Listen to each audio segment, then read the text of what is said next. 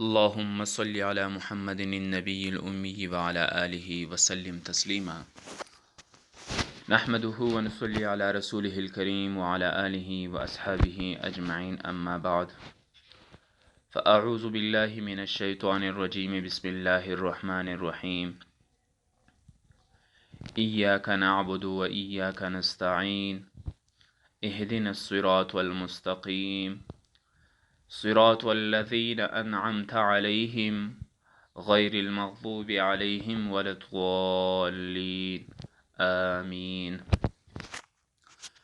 محترم دوستو، سورۃ الفاتحہ چل رہا تھا۔ ایاک نعبد و ایاک نستعین، ہم آپ ہی کی مدد کرتے ہیں اور آپ ہی سے مدد چاہتے ہیں۔ یہی وہ آیات ہے جہاں سے سورۃ الفاتحہ تقسیم ہو جاتا ہے۔ شروع میں ہم نے پڑھا تھا کہ اللہ تبارک و تعالیٰ فرماتے ہیں کہ سورۃ الفاتحہ میرے اور بندوں کے درمیان بانٹا ہوا ہے، تقسیم ہوا ہے، آدھا میرے لیے ہے اور آدھا بندوں کے لیے ہے۔ تو 3.5 آیتوں میں اللہ تبارک و تعالیٰ کے صفات ہے اور 3.5 آیتوں میں بندوں کی عاجزی ظاہر ہوتی ہے۔ بندوں کو اللہ تبارک و تعالیٰ سے مانگنے کا طریقہ سکھایا گیا ہے۔ ایاک نعبد، اس جملے میں اللہ تبارک و تعالیٰ کی تعریف ہے۔ دوسرا جملہ جو ہے وہ سوال کی تمہید ہے۔ تو یہی وہ آیات ہے جو نصفاً نصف ہے۔ اس آیات سے معلوم ہوا کہ جیسے اللہ تبارک و تعالیٰ کے علاوہ کسی کا عبادت کرنا جائز نہیں ہے، بالکل عین اسی طرح اللہ تبارک و تعالیٰ کے علاوہ کسی اور سے مانگنا بھی جائز نہیں ہے۔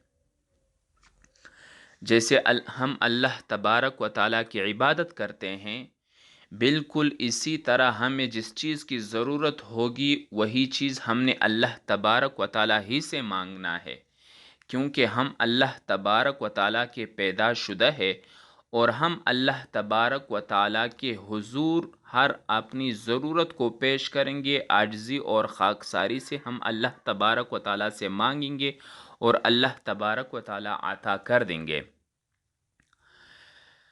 اور یہ بات بھی ذہن نشین کر لینا چاہیے کہ یہ بات امور غیر عادیہ کی حد تک ہے۔ امور غیر عادیہ کیا ہے؟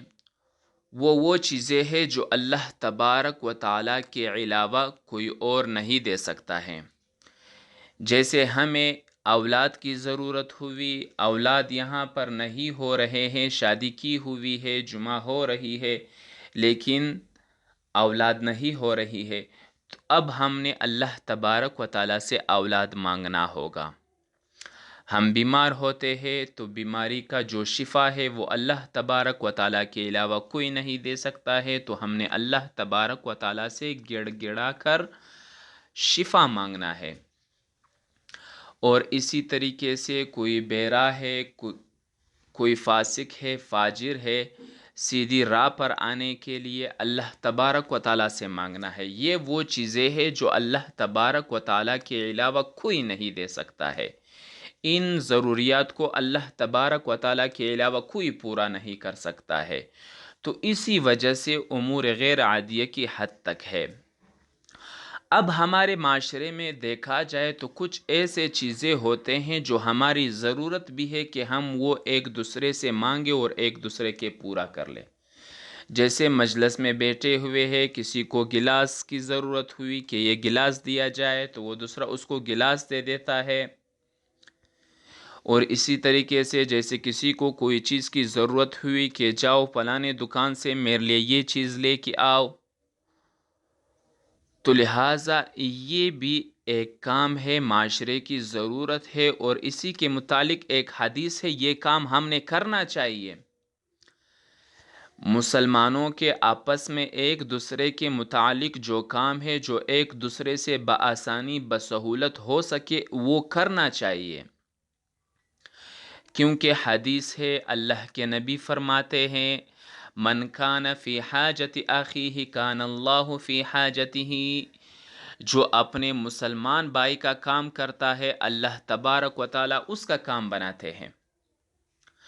تو دوستو یہاں سے ایک قاعدے کا پتہ چلا، وہ یہی ہے کہ جس آدمی کی مشکلات ہو اور وہ مشکلات حل نہ ہوتے ہو تو وہ اپنے مسلمان بھائیوں کی ضروریات کو پورا کرے، ان کی مشکلات کو آسان بنا دے۔ جیسے یہ ان کی مشکلات کو آسان بنانے میں لگے گا، اللہ تبارک و تعالی ان کے ان رکاوٹی کام کو، ان کے ان تمام مشکل مسائل کو اللہ تبارک و تعالی خود بخود حل کر دیں گے۔ تو لہٰذا ہر چیز کے لیے ایک دوسرے چیز کی ضرورت پڑتی ہے، تو آپ کے جو مشکل کام ہے یہ بھی ایک ضرورت ہے۔ اپنے مسلمان بھائی کو دیکھو، وہ مظلوم ہے اور آپ تھوڑے وسعت والے ہیں، طاقت والے ہیں، اس کی جو ضروریات ہے وہ آپ پورا کر لے، آپ کی ضروریات اللہ تبارک و تعالیٰ پورا کر دیں گے۔ آگے یہ بات بھی سمجھ لیجئے، فوائد شیخ الہند میں جو ہے کہ ہاں اگر کسی مقبول بندے کو محض واسطہ رحمت الہی اور غیر مستقل سمجھ کر استعانت ظاہری اس سے کرے تو یہ جائز ہے، کیونکہ یہ استعانت در حقیقت اللہ تبارک و تعالی ہی سے استعانت ہے۔ تو یہ توسل کا مسئلہ ہے، اس کو استعانت مجازن کہا گیا ہے، اور اسی بات کو نہ سمجھنے کی وجہ سے لوگوں کو اعتراض ہوتا ہے۔ تو یہ سمجھ لیجئے کہ توسل کے تین صورتیں ہیں، توسل کے تین صورتیں ہیں۔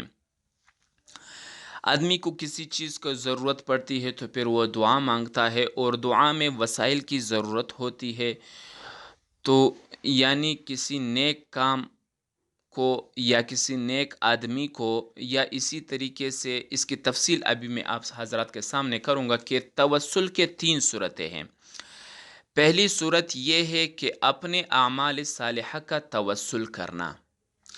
آپ نے کوئی نیک کام کر لیا، نماز پڑھ لیا، قرآن پاک کا تلاوت کر لیا، صدقہ خیرات کر لیا، کسی مسلمان بھائی کا ضرورت پورا کر لیا، یہ نیک کام ہے۔ اسی نیک کام کو اللہ تبارک و تعالیٰ کے حضور پیش کر لو اور اللہ تبارک و تعالیٰ سے اسی کے واسطے مانگو، تو یہ صورت بالاجماع جائز ہے، اس میں کسی کا اختلاف نہیں ہے۔ دوسرا صورت یہ ہے توسل کا، کسی زندہ نیک آدمی کا توسل کرنا۔ ایک آدمی ہے جو آپ کے نظروں میں بہت نیک بندہ ہے، اللہ تبارک و تعالیٰ کے ہر حکم کو بجا لاتا ہے، اور اللہ تبارک و تعالیٰ نے جن چیزوں سے ان کو منع کیا گیا ہے وہ ان چیزوں سے اپنے آپ کو روکتا ہے، اولیاء اور صلحاء کا جو مجلس ہے اسی کو اختیار کرتا ہے، تو لہٰذا ایسے آدمی کو نیک بندہ کہتے ہیں، اور اس نیک بندے کا توسل پیش کرنا اللہ کے حضور، یہ صورت بالاتفاق جائز ہے، بشرطے کہ یہ شخص زندہ ہو۔ تیسری صورت یہ ہے کہ کوئی نیک بندہ تھا جو فوت ہو گیا ہے، ان کا توسل کرنا، یہ صورت مختلف فیہ ہے۔ غیر مقلدین اس کو ناجائز کہتے ہیں، اور اہل سنت والجماعت کے نزدیک یہ بھی جائز ہے۔ تو دوستو حضرت شیخ الہند رحمہ اللہ نے یہی مسئلہ بیان کیا ہے، مگر مجازن لفظ استعانت استعمال کیا، اس لیے لوگوں کو اعتراض کا موقع مل گیا۔ وہ تو اسی طاق میں رہتے ہیں کہ کسی بات کو سمجھنے سے پہلے ہی ڈونگ مار دیتے ہیں۔ تو دوستو ہر چیز کی سیاق و سباق کو دیکھ کر، مسئلے کی صورت کو اچھی طرح دیکھ کر، اگر آپ کو بالفرض والمحال کوئی وہم ہوتا ہے، سمجھنے میں شکوک اور شبہات ذہن میں آتے ہیں، تو ان کو دور کر لیا جائے کسی سے سمجھ کر۔ الٹا اس پر تنقید کرنا اور اس پر اعتراضات کرنا، مسئلہ نہ سمجھنے کا جو عذر ہے وہ تو اپنے آپ ہی میں ہوتا ہے، لیکن ہم اپنے آپ کے علاوہ کسی دوسرے کو ظالم ٹھہراتے ہیں کہ تم نے غلط کیا ہے، مسئلہ غلط بیان کیا ہے۔ اہدنا الصراط والمستقیم، الہی ہمیں سیدھا راستہ دکھا۔ سیدھا راستہ کون سا ہے؟ سیدھا راستہ وہی ہے جو انبیاء کا ہے، جو صلحاء کا ہے، جو شہداء کا ہے، جو صدیقین کا ہے۔ اسی راستے پر اگر ہم چلیں گے تو ہم جنت تک پہنچیں گے۔ سیدھا راستہ کون سا سیدھا راستہ؟ وہی راستہ صراط والذین انعمت علیہم، ان لوگوں کا راستہ جن پر آپ نے فضل فرمایا۔ تو سن لیجئے، یہ مثبت پہلو سے صراط مستقیم کو محسوس مثال سے تشخص کیا ہے۔ تو یہی انبیاء ہے، یہی اولیاء ہے، یہی صلحاء ہے۔ ان کے راستے کو دیکھیں گے، ان کے صفات کو دیکھیں گے، قرآن پاک میں دیکھیں گے، احادیث میں دیکھیں گے، جن جن چیزوں کا اللہ تبارک و تعالیٰ نے حکم دیا ہے، ان تمام چیزوں کو حضور کریم صلی اللہ علیہ وسلم کے طور اور طریقے پر عملی جامہ پہنا کر ہم اپنے آپ پر نافذ کریں گے تو ہم سیدھے راستے پر ہوں گے، حضور کے طریقے پر ہوں گے، اور یہی سیدھا راستہ ہمیں جنت تک پہنچائے گا اللہ کے ملاقات کے لیے۔ غیر المغضوب علیہم ولا الضالین، ان لوگوں کا راستہ نہیں جو آپ کے غصے کا مورد بنے، اور نہ ان کا جو راہ سے بھٹکے ہوئے ہیں۔ یہ سن لیجئے کہ یہ منفی پہلو سے محسوس مثال کے ذریعے صراط مستقیم کو مشخص کیا ہے۔ تو لہٰذا یہود و نصارہ اور منافقین، فاسق فاجر، ہمارے معاشرے میں جو غلط کام ہو رہے ہیں، ان لوگوں کے راستے سے ہمیں بچا، ان کی حرکات اور سکنات سے ہمیں بچا، ان کی مجلسوں سے ہمیں بچا۔ ہم نے اگر چلنا ہے تو نبی کریم صلی اللہ علیہ وسلم کی طور طریقوں کو اپنا کر اللہ تبارک و تعالیٰ کے حکم پر چلنا ہے، تب ہم کامیاب ہوں گے۔ تو سورۃ الفاتحہ کے آخر میں ایک لفظ بولا جاتا ہے، آمین، الہی ہماری دعا قبول فرما۔ دراصل سورۃ الفاتحہ کے ختم پر آمین کہنا جو ہے یہ سنت ہے، نماز میں بھی اور خارج نماز میں بھی۔ تو اب ہم کیا کرتے ہیں، سورۃ الفاتحہ جب امام صاحب پڑھ لے یا ہم خود پڑھ لے تو اس کے آخر میں ہم آمین پڑھتے ہیں۔ کچھ دوست ایسے ہوتے ہیں جو یہ آمین نہیں کہتے ہیں، ان پر افسوس ہونا چاہیے۔ جو یہ لوگ نماز میں نہیں پڑھتے ہیں تو نماز سے باہر تو بطریقۂ اولیٰ نہیں پڑھتے ہیں، تو لہٰذا نماز میں بھی پڑھنا سنت ہے، اور نماز سے باہر بھی سورۃ الفاتحہ کے آخر میں آمین یہ کہنا چاہیے۔ اور جیسے بزرگان دین مجلسوں میں دعائے خیر کرتے ہیں تو ان دعاؤں کے آخر میں بھی آپ حضرات نے آمین کہنا ہے۔ اب یہاں پر ایک مسئلہ سمجھ لیجئے، وہ ہے سورہ فاتحہ پڑھنے کا مسئلہ۔ دوستو، سورہ فاتحہ کو ہم نے سورۃ الصلاۃ بھی کہا تھا کہ یہ نماز کی ہر صورت میں پڑھا جاتا ہے۔ تو یہ سمجھ لیجئے کہ سورۃ الفاتحہ نماز کی ہر صورت میں پڑھنا 3 ائمہ کے نزدیک فرض ہے، اور ایک امام کے نزدیک یہ واجب ہے۔ 3 ائمہ کے نزدیک یہ فرض ہے سورۃ الفاتحہ کا پڑھنا، اور ایک امام کے نزدیک یہ واجب ہے، وہ ہے امام ابو حنیفہ رحمہ اللہ۔ وہ کہتے ہیں کہ اگر کسی شخص نے نماز میں سورۃ الفاتحہ نہیں پڑھا تو اس کو نماز کے آخر میں سجدہ سہو کرنا چاہیے، کیونکہ واجب کے چھوٹ جانے سے سجدہ سہو اس کا تلافی کر دیتا ہے۔ اور اس کو واجب کیوں کہا؟ واجب اس وجہ سے کہا کہ کسی چیز کی فرضیت کو ثابت کرنے کے لیے قرآن پاک کی آیات کی ضرورت ہوتی ہے، اور سورۃ الفاتحہ کا پڑھنا قرآن پاک کے کسی صورت میں، کسی آیات میں یہ واضح نہیں ہے۔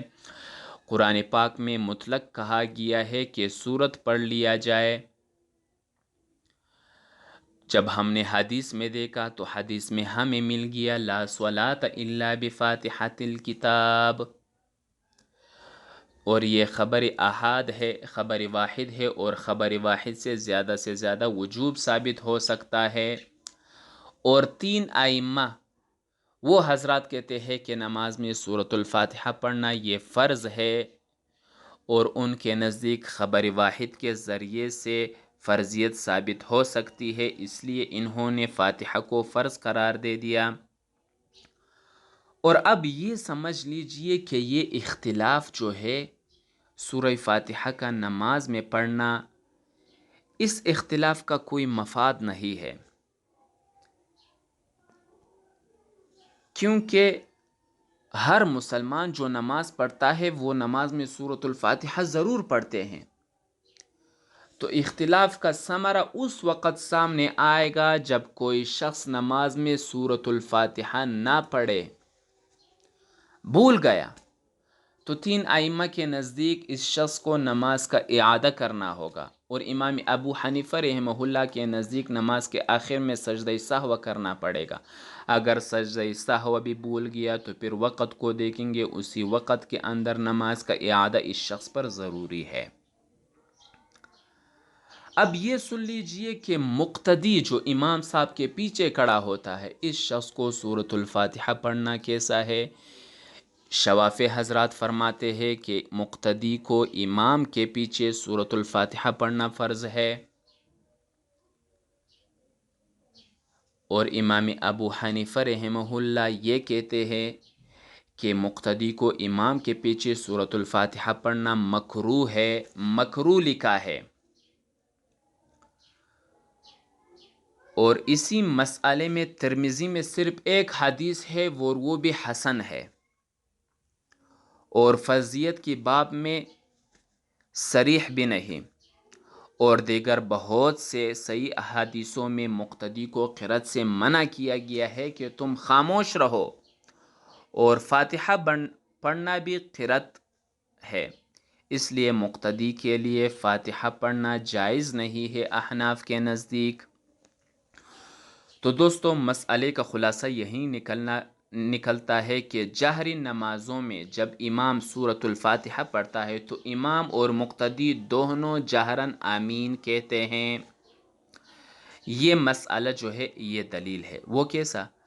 کہ مقتدی پر فاتحہ نہیں، کیوں نہیں؟ جب اس نے امام کی درخواست پر دستخط کیے تو اب الگ سے درخواست دینے کی ضرورت نہیں ہے۔ امام نے پڑھا، مقتدی نے آمین کہا، گویا کہ یہی میری طرف سے بھی ہے، آپ نے جو پڑھا اسی پر میں بھی دستخط کرتا ہوں، میری طرف سے بھی یہی کافی ہے۔ یہ تحصیل حاصل ہے۔ اللہ تبارک و تعالی ہمیں سمجھنے کی توفیق دے۔ کل انشاءاللہ العزیز سورۃ البقرہ ہوگا، اللہ تبارک و تعالی مزید توفیق دے۔